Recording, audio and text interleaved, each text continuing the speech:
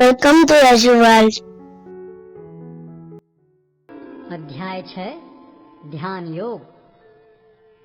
श्री भगवान ने कहा, जो पुरुष अपने कर्म फल के प्रति अनासक्त है और जो अपने कर्तव्य का पालन करता है, वही सन्यासी और असली योगी है।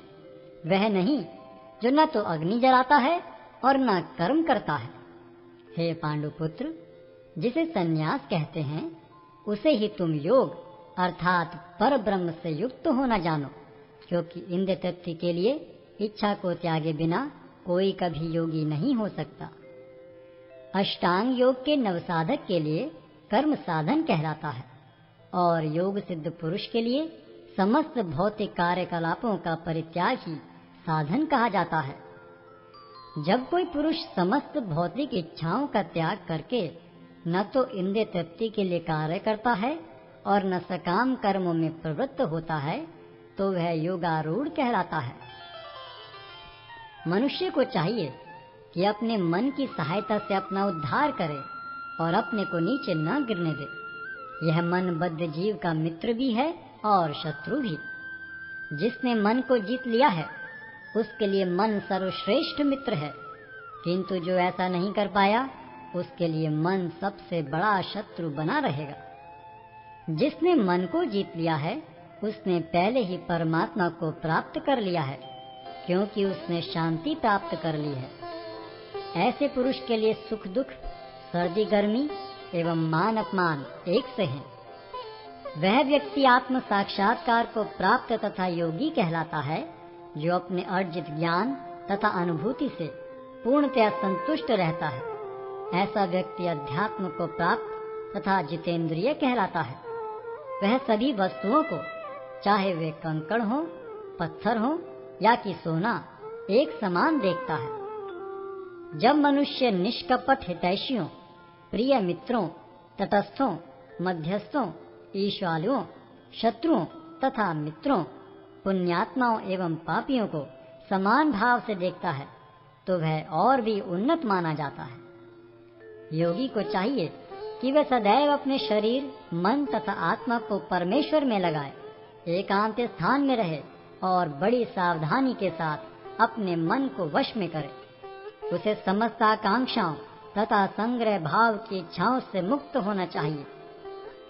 योगाभ्यास के लिए योगी एकांत स्थान में जाकर भूमि पर कुशा बिछा दे और फिर उसे मृगछाला से ढके तथा ऊपर से मुलायम वस्त्र बिछा दे।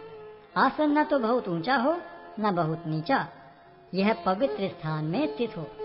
योगी को चाहिए कि इस पर दृढ़ता पूर्वक बैठ जाए और मन, इंद्रियों तथा कर्मों को वश में करते हुए तथा मन को एक बिंदु पर स्थित करके हृदय को शुद्ध करने के लिए योगाभ्यास करे। योगाभ्यास करने वाले को चाहिए कि वह अपने शरीर, गर्दन तथा सिर को सीधा रखे और नाक के अगले सिरे पर दृष्टि लगाए। इस प्रकार वह अविचलित तथा दमित मन से, भय रहित, विषयी जीवन से पूर्णतया मुक्त होकर अपने हृदय में मेरा चिंतन करे और मुझे ही अपना चरम लक्ष्य बनाए। इस प्रकार शरीर, मन तथा कर्म में निरंतर संयम का अभ्यास करते हुए संयमित मन वाले योगी को इस भौतिक अस्तित्व की समाप्ति पर भगवत धाम की प्राप्ति होती है। हे अर्जुन, जो अधिक खाता है या बहुत कम खाता है, जो अधिक सोता है अथवा जो पर्याप्त नहीं सोता, उसके योगी बनने की कोई संभावना नहीं है। जो खाने, सोने, आमोद प्रमोद तथा काम करने की आदतों में नियमित रहता है, वह योगाभ्यास द्वारा समस्त भौतिक क्लेशों को नष्ट कर सकता है। जब योगी योगाभ्यास द्वारा अपने मानसिक कार्यकलापों को वश में कर लेता है और अध्यात्म में स्थित हो जाता है, अर्थात समस्त भौतिक इच्छाओं से रहित हो जाता है, तब वह योग में सुस्थिर कहा जाता है। जिस प्रकार वायु रहित स्थान में दीपक हिलता डुलता नहीं, उसी तरह जिस योगी का मन वश में होता है, वह आत्म तत्व के ध्यान में सदैव स्थिर रहता है। सिद्धि की अवस्था में, जिसे समाधि कहते हैं, मनुष्य का मन योगाभ्यास के द्वारा भौतिक मानसिक क्रियाओं से पूर्णतः संयमित हो जाता है। इस सिद्धि की विशेषता यह है कि मनुष्य शुद्ध मन से अपने को देख सकता है और अपने आप में आनंद उठा सकता है। उस आनंदमय स्थिति में वह दिव्य इंद्रियों द्वारा असीम दिव्य सुख में स्थित रहता है। इस प्रकार स्थापित मनुष्य कभी सत्य से विपत नहीं होता और इस सुख की प्राप्ति हो जाने पर वह इससे बड़ा कोई दूसरा लाभ नहीं मानता।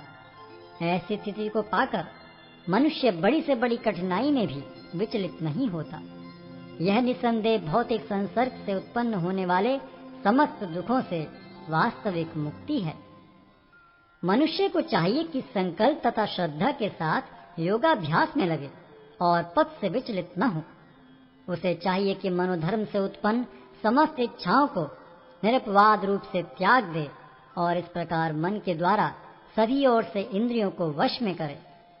धीरे धीरे क्रमशः पूर्ण विश्वास पूर्वक बुद्धि के द्वारा समाधि में स्थित होना चाहिए और इस प्रकार मन को आत्मा में ही स्थित करना चाहिए और अन्य कुछ भी नहीं सोचना चाहिए। मन अपनी चंचलता तथा अस्थिरता के कारण जहाँ कहीं भी विचरण करता हो, मनुष्य को चाहिए कि उसे वहां से खींचे और अपने वश में लाए। जिस योगी का मन मुझ में स्थिर रहता है वह निश्चय ही दिव्य सुख की सर्वोच्च सिद्धि प्राप्त करता है। वह रजोगुण से परे हो जाता है। वह परमात्मा के साथ अपनी गुणात्मक एकता को समझता है और इस प्रकार अपने समस्त विगत कर्मों के फल से निवृत्त हो जाता है। इस प्रकार योगाभ्यास में निरंतर लगा रहकर आत्म संयमी योगी समस्त भौतिक कलमश से मुक्त हो जाता है और भगवान की दिव्य प्रेम भक्ति में परम सुख प्राप्त करता है। वास्तविक योगी समस्त जीवों में मुझको और मुझ में समस्त जीवों को देखता है। निसंदेह स्वरूप सिद्ध व्यक्ति मुझ परमेश्वर को सर्वत्र देखता है। जो मुझे सर्वत्र देखता है और सब कुछ मुझ में देखता है, उसके लिए न तो मैं कभी अदृश्य होता हूँ और न वह मेरे लिए दृश्य होता है। जो योगी मुझे तथा परमात्मा को अभिन्न जानते हुए परमात्मा की भक्ति पूर्वक सेवा करता है, वह हर प्रकार से मुझ में सदैव स्थित रहता है।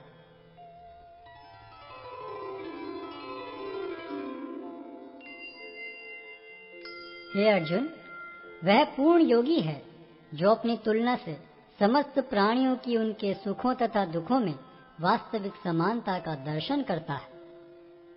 अर्जुन ने कहा, हे मधुसूदन, आपने जिस योग पद्धति का संक्षेप में वर्णन किया है वह मेरे लिए अव्यवहारिक तथा असहनीय है, क्योंकि मन चंचल तथा अस्थिर है। हे कृष्ण, क्योंकि मन चंचल, उच्छृंखल, हठीला तथा अत्यंत बलवान है, अतः मुझे इसे वश में करना वायु को वश में करने से भी अधिक कठिन लगता है। भगवान श्री कृष्ण ने कहा, हे महाबाहु कुंती पुत्र, निसंदेह चंचल मन को वश में करना अत्यंत कठिन है, किंतु उपयुक्त अभ्यास द्वारा तथा विरक्ति द्वारा ऐसा संभव है। जिसका मन उच्छृंखल है उसके लिए आत्म साक्षात्कार कठिन कार्य होता है, किंतु जिसका मन संयमित है और जो समुचित उपाय करता है उसकी सफलता ध्रुव है, ऐसा मेरा मत है। अर्जुन ने कहा, हे कृष्ण, उस असफल योगी की गति क्या है जो प्रारंभ में श्रद्धा पूर्वक आत्म साक्षात्कार की विधि ग्रहण करता है, किंतु बाद में भौतिकता के कारण उससे विचलित हो जाता है और योग सिद्धि को प्राप्त नहीं कर पाता। हे महाबाहु कृष्ण, क्या ब्रह्म प्राप्ति के मार्ग से भ्रष्ट ऐसा व्यक्ति आध्यात्मिक तथा भौतिक दोनों ही सफलताओं से च्युत नहीं होता और छिन्न भिन्न बादल की भांति विनष्ट नहीं हो जाता, जिसके फलस्वरूप उसके लिए किसी लोक में कोई स्थान नहीं रहता? हे कृष्ण, यही मेरा संदेह है और मैं आपसे इसे पूर्णतया दूर करने की प्रार्थना कर रहा हूँ। आपके अतिरिक्त अन्य कोई ऐसा नहीं है जो इस संदेह को नष्ट कर सके। भगवान ने कहा, हे प्रथापुत्र, कल्याण कार्यों में निरत योगी का न तो इस लोक में और न परलोक में ही विनाश होता है। हे मित्र, भलाई करने वाला कभी बुराई से पराजित नहीं होता। असफल योगी पवित्र आत्माओं के लोकों में अनेकानेक वर्षों तक भोग करने के बाद या तो सदाचारी पुरुषों के परिवार में या कि धनवानों के कुल में जन्म लेता है, अथवा वह ऐसे योगियों के कुल में जन्म लेता है जो अति बुद्धिमान है। निश्चय ही इस संसार में ऐसा जन्म दुर्लभ है। हे कुरुनंदन, ऐसा जन्म पाकर वह अपने पूर्व जन्म की दैविक चेतना को पुनः प्राप्त करता है और पूर्ण सफलता प्राप्त करने के उद्देश्य से वह आगे उन्नति करने का प्रयास करता है। अपने पूर्व जन्म की दैवी चेतना से वह न चाहते हुए भी स्वतः योग के नियमों की ओर आकर्षित होता है। ऐसा जिज्ञासु योगी शास्त्रों के अनुष्ठानों से परे स्थित होता है, और जब योगी समस्त कलमश से शुद्ध होकर सच्ची निष्ठा से आगे प्रगति करने का प्रयास करता है, तो अंततो गत्वा अनेकानेक जन्मों के अभ्यास के पश्चात सिद्धि लाभ करके वह परम गंतव्य को प्राप्त करता है। योगी पुरुष तपस्वी से, ज्ञानी से तथा सकाम कर्मी से बढ़कर होता है। अतः हे अर्जुन, तुम सभी प्रकार से योगी बनो, और समस्त योगियों में से जो योगी अत्यंत श्रद्धा पूर्वक मेरे परायण है, अपने अंतःकरण में मेरे विषय में सोचता है और मेरी दिव्य प्रेम भक्ति करता है, वह योग में मुझसे परम अंतरंग रूप से युक्त रहता है और सबों में सर्वोच्च है। यही मेरा मत है। Yashu World. Please like, share, comment and subscribe.